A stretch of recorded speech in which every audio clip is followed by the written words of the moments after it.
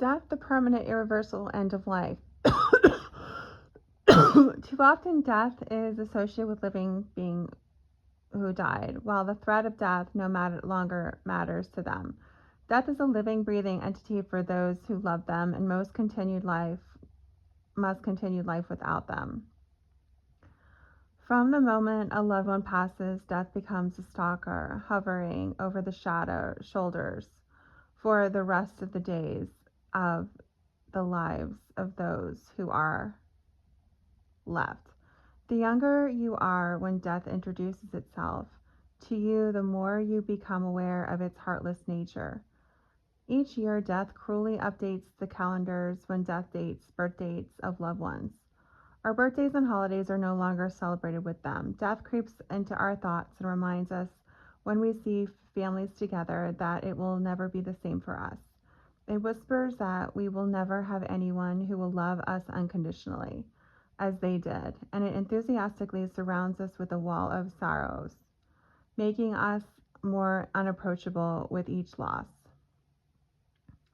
As time passes, death screams. The silence of never hearing the names spoken, their voices are heard only in our memory. Death laughs at our successes and achievements that can no longer be shared or celebrated with our loved ones. As time passes, death smirks. As friends tell us that death is part of life, that you have others who love you. Death chuckles because death knows they haven't met yet. And for each because being that death takes from us, it steals a little more of our joy each time. It rejoices in our loneliness, even when we're in a crowd, especially when we're alone. When you begin to enjoy life, a happiness begins to enter your world. Death heckles and jeers until you pull back. Death lives and breathes on the very existence, its soul, from those we love.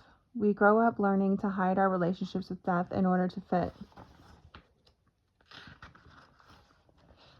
And while on the outside we learn to appear normal to others, on the inside we know that death always clings to our shoulders and it's just waiting to snatch the life of another person we love. And when our friends finally meet death personally, we know their lives will never be the same. That we are now in a circle of friends who share an uninvited guest until the day death comes for our own breath. For sometimes, on a rare occasion, while on the outside we learn to appear normal to others, on the inside we know that death always clings to our shoulders and is just waiting to snatch the life of another person we love. And when our friends finally meet death personally, we know their lives will never be the same. That we are now in a circle of friends who share an uninvited guest until the day of death comes for our own breath. But sometimes, on a rare occasion, a person comes along who dares to stare death down, to persevere when others may give up or cease to live life.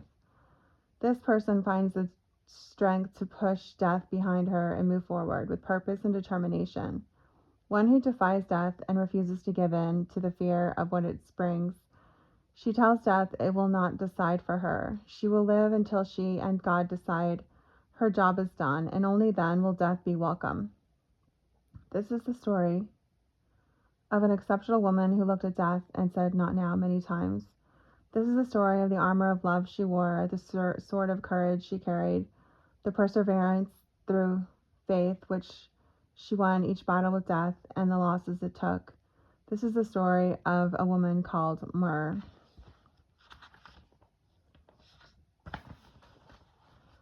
Chapter 1, The Fox and the Hound, pre-1954, summer 1954.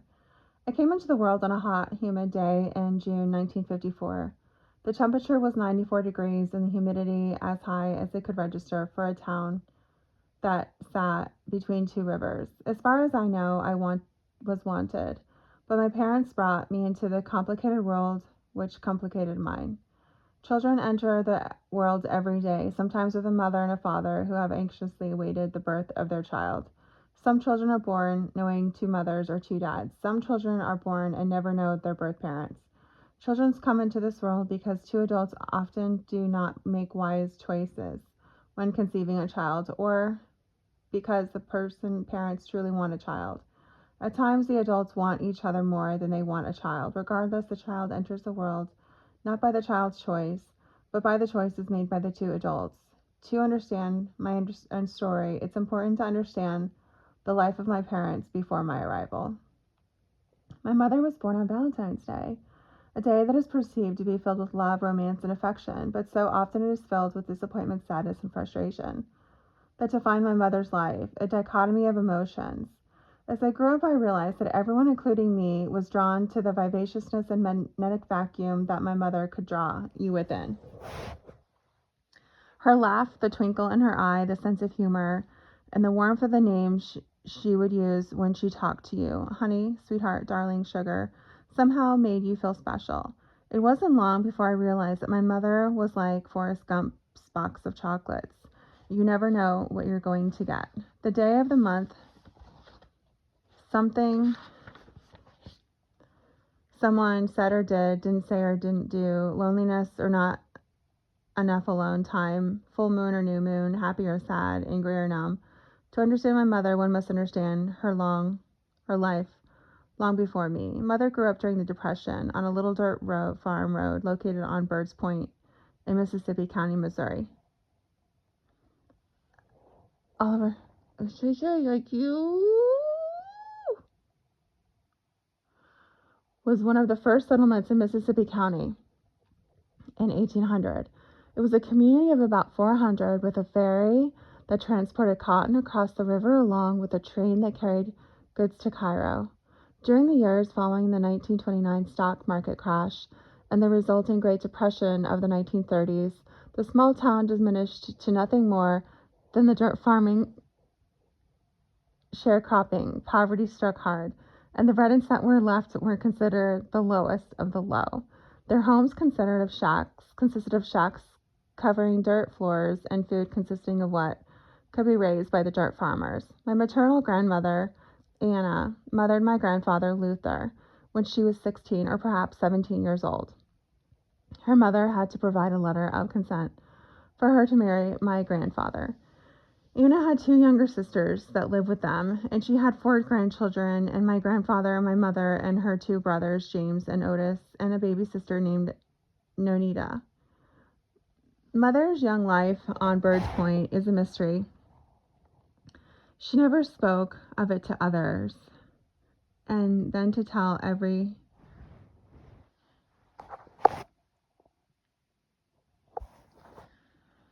She never spoke of it to others than to tell very few people some of the horrible acts she experienced as a child. Before the 4 little ones were school age, my grandmother took her 2 sisters and left my grandfather while he was out working in the fields. When she walked out, she left her 4 children. My mother was 6, James, who was 7, Otis, who was younger, and baby Nodita. When my grandfather came home late in the afternoon, he found the 4 little children sitting in a corner, hugging each other and crying. There was no food, no water, dirty, damp diapers, and no supervision the entire day. There was no pleasant stories of my mother growing up, no memories of holidays or birthdays, no fond tales of friends or family during her childhood. My grandfather was an evil man, and my mother, as a young child, became his replacement for his wife. He sexually abused my mother throughout her childhood and in her early teens. Mother's education was defined by time, the place, and the circumstance.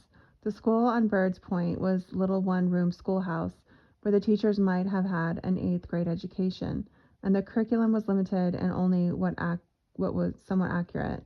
Mother's education ended in the 8th grade, and in the skills she learned up to that point were equivalent to what now would be considered a 3rd or 4th grade education. As a preteen, Mother learned that sex and men were going to be a continual thread throughout her life. A group of male friends, along with 1 female friend, raped her. The female friend held her down as each of the boys took a turn. When she began to date, my grandfather told her to make it pay. I can't imagine what my mother's life must have been like for her growing up as a young girl in a home without a mother and without a wicked father, and with a wicked father. Her father eventually married another woman, Maudie, when my mother was about 11 years old, and then a woman in the house would make A woman in the house would make no difference regarding the sexual abuse my mother had endured from her father and continued to endure. What Maddie did provide was loving kindness that my mother had not experienced as a child. The effects of my mother's abuse and poor self-image manifested themselves in her search for love from a man who would fill her emptiness. The views she believed society had of her motivated her to claw herself up in society by selecting men who she believed would help in her quest. She was not going to spend her life as the helpless little poverty-stricken abused girl. She was going to do whatever it took to rise from her ashes and not be looked down by anyone. Mother married her first husband, a man named Johnson, in the spring of 1939 at the age of 17. During this marriage, she had a child right away. Her husband took the infant out of her arms and she never saw it again. She divorced him 18 months after they had married. A year later, she married Howard when she was 19 years old. With him, she had a child who died at birth. On October 12, 1944, her second husband was killed in an action during World War II. Alone again, young, determined to be accepted by the social classes beyond her upbringing, she had to support herself and look good doing it. Occupational options were minimal for a woman at that time. With my mother's limited education, opportunities were more restricted. Her employment consisted of waitressing, retail work, counter work, or dry cleaners, and once at a Bell telephone operator. While she was often capable of getting a job using her femininity, she often lost the job once she had secured it due to her emotional thunderstorms, which would develop without warning. Seldom was she fired, but often she walked off the job in a hailstorm of cold, icy comments followed by a confident exit out the door. Her jobs, married or not, provided her with financial security she never had as a child and ensured her desire for material things and the ability to maintain her appearance. As a young woman, Mother was beautiful. She had thin yet shapely legs like gams. Many men were taken by the bottle blonde hair in the latest popular style, long, beautiful manicured fingernails, and an air of sophistication and sexuality, that of movie stars who appeared on posters and in movie magazines. Stories of her walking down the streets of Cairo and how she turned the heads of those who passed by her were told by individuals who knew her and knew of her during those years. Although her name was Lorena, many called her Blondie. It was easy to see how men were attracted to her and how women were protective of their husbands in her presence. Mother always entered a room like royalty, back straight, shoulders squared, chest raised, arm at her side, and head back. When she entered, she would strike a pose and cock her head to one side as if to say, "Here I am, take me or leave me."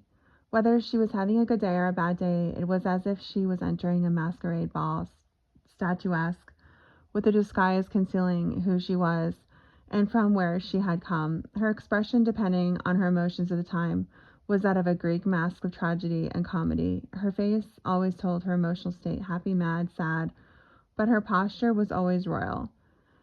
2 years following her second husband's death, now 24, my mother married an Alexander County, Illinois judge in December of 1946. With Bob, she gave birth successfully to a girl, Pam, in the spring of 1950 and a boy, Tom, in the fall of 52. The judge's family was well off, and including a woman who served as a maid and a nanny. The judge's mother lived with them and was extremely controlling. His mother did not care for my mother and felt that her son had married beneath himself. He was a middle child and suffered from epilepsy, resulting in an overprotective mother. His family was staunch Catholic. Other than the belief that God existed, organized religion was foreign to my mother. As the years passed, the conflict between the two women gave Mother an excuse to seek other men's affections. Mother loved to dance, and with her brother James and his wife Faye, they frequented a popular honky-tonk called the Turfs in Cairo.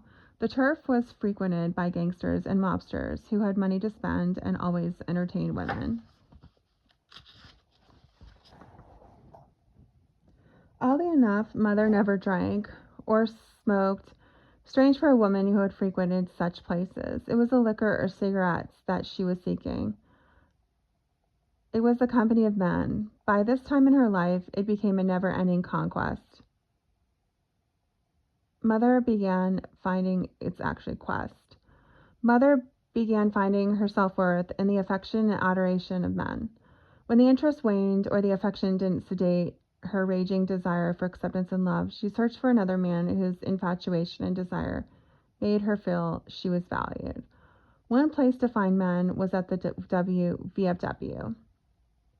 Mother began sitting on a bar stool at the VFW courting my dad. I can see why Mother was attracted to Daddy. He had a non-arrogant cockiness about him. He was handsome, with a strong jawline, staring eyes, dark hair, and a slim frame on which he carried himself with an assured walk. He always had one hand in his pants pocket and the other holding a cigarette, or stood with his hands on his hips or in his pockets. His physical features were complemented by his confidence with people and the love of joke-telling, teasing, and kidding when interacting with anyone he met. Daddy was born almost 10 years after my grandmother had her sixth child, making him the seventh of 8 children. As a child, he had older siblings who cared for him. The sister Jean, Marion, and Kitten all assisted their mother in his care and nurturing. The brothers Charles and Wayne were busy working on the farm and helping their father. With this attention of so many other siblings, it's no surprise that Daddy was used to being the center of attention. When he was in 2nd grade, he was infatuated with his teacher. One day, one of his classmates brought the teacher a flower. Like most teachers would have, she thanked the little boy and examined how beautiful the flower was. This did not set well with Daddy. On the way to school each day, my dad passed by a house with beautiful flowers in the yard, as to win the affection and the attention of his teacher. Daddy stopped by the house with a beautiful flower on the way to school the next day. Instead of taking the teacher one flower, Daddy thought she would be more impressed with many flowers. Proud as a peacock, Daddy marched up to the teacher and presented her with the entire rose bush he dug up from the house with the beautiful flowers. I guess he impressed the teacher, but my grandfather, together, Daddy and his father walked to the house with the beautiful flowers and paid the owner for the rose bush. When Daddy reached 4th grade, his teacher voiced a concern to his parents. She told that Daddy was a very bright little boy and he could learn anything, but she was concerned that he was very nervous and couldn't sit still. He exhibited discomfort when having to focus for extended periods of time. This discomfort kept him from focusing. His mother and father decided to remove him from school, leaving Daddy with a 4th grade education. He continued his education at home with his parents and siblings. I loved reading the cards he gave to me because his handwriting was elegant. It always was beautiful and bold, with sweeping lines that represented the confidence and pride he had regardless of his limited formal education. My grandfather attended automotive school in Michigan, and when he returned, he opened the first automotive garage in Vienna, Illinois. When Daddy was 11 years old, his father died from a heart attack at the age of 53, leaving my grandmother, a young widow with 2 young boys, my dad, and his younger brother, Joe. Marion and Daddy were especially close. As a younger teenager, Daddy worked in the mom and pop grocery owner for Marion and her husband.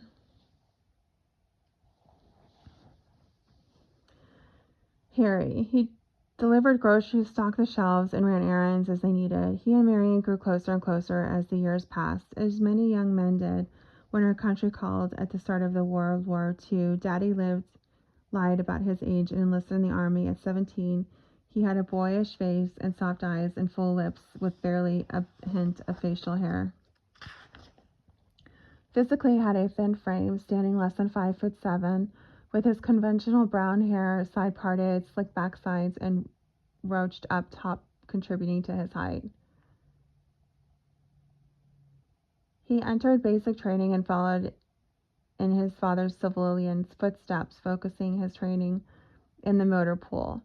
Based on his performance, he earned the rank of a technical sergeant, earning 4 promotions in his first year and serving as instructor for driving heavy trucks. He was stationed in the Philippines, where the colonial chose him as a personal driver. Typically, the colonel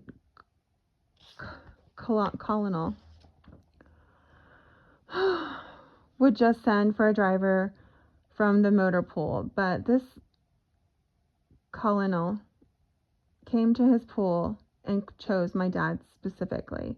Although chauffeuring the colonel sounds like a safe and comfortable assignment, Daddy spent his days driving to and from along the front lines where the Japanese and other armed forces were engaged in combat. During the days and months he spent in the jungles of the Philippines, he carried with him a small New Testament Bible and a small English dictionary. The Bible for faith and the dictionary for knowledge. When he dodged the bullets and grenades, he didn't escape the life-threatening gas of malaria. He was lucky he survived, for he grasp of malaria. He was lucky he survived. For his bravery in driving through battles and the time spent at the front lines without cover, he was awarded 2 Bronze Stars. That same bravery with strength would be called upon often throughout his life. Like many of his soldiers who returned from World War II, alcohol consumption returned with Daddy. Perhaps it originated with the guys throwing back a few when on leave, but once many came home, it was used to dull the pain and memories of what they had witnessed and participated in during their time in battle. Daddy had been weak as a child, but having malaria damaged his nervous system beyond repair. Between the horrors of war and the debilitating grasp of malaria, he experienced alcohol later. Alcohol later became his lifelong crutch. When he returned from overseas, Daddy became a juvenile officer on the police force and was fortunate to find a lovely, good Catholic girl named Edna. Daddy attended the family church and sang in the choir. He had a beautiful, deep bass voice. The years after that I was born, I never heard him sing that much, but I remember one afternoon I was sitting with him as he was tilling a floor in a local restaurant and tiling a floor in a local restaurant, and we were listening to the jukebox playing Johnny Cash's recording of The Ring of Fire. Daddy sounded just like Johnny Cash, deep and rich. We played that song over and over with the both of us singing. He and Edna soon married. The family thought the world of her. While it was a happy marriage, Daddy was active at the VFW and would often go alone to have beer and visit with guys who shared the same and similar experiences of the war. Despite a wonderful wife and having escaped the life-threatening dangers of war, he could not resist the lure of my mother. She set in her sights on him, and he let down his guard. I guess the easiest way to describe it was the fact that they had interlocking pathologies. As I understand, my mother chased my dad. As everyone knows, a woman chasing doesn't ensure the catching unless a man wants to be caught, and vice versa. Either way, they caught each other. I have to assume my parents loved each other, but they complicated their lives and the lives of others by their actions. My mother divorced Bob, yet my dad remained married. Mother followed my dad to Michigan, where he attended automotive school to be certified as a mechanic. Mother became pregnant with me. Disappointed that my dad didn't immediately divorce Edna, Mother's pregnant with me, he had no option but to marry Bob for a second time. When I was born, my mother's second marriage to Bob had been less than a year. Poor timing on my mother's part. This complicated my birth. Became when a married woman had a child with another man, the child was presumed to be the child of her husband. However, according to the family members on both my dad and my mother's side, I was conceived in Michigan. When my dad did finally divorce Edna, it devastated her. After I was born and Daddy's divorce was finalized, my mother's divorce, Bob, for a second time, left her 2 children, Pam and Tom, with their dad and his mother. Then she and my dad married. There were casualties on both sides. I guess it was appropriate that since our marriage was complicated, bringing me into the world would be complicated as well. Chapter 2, Leaving of the Branches. So Harry 1, okay, so Thomas and Edith, top of the tree. To the left, Harry, first husband, Marion, Everett, second husband, and Anna Marion, Wayne. Chapter 2, every team needs a pitch hitter and 2 pre, 1954, summer, 1954. I would imagine that most people don't know or remember much about their early years unless their parents told them or relatives told them or they have seen pictures that partially tell their story. My earliest years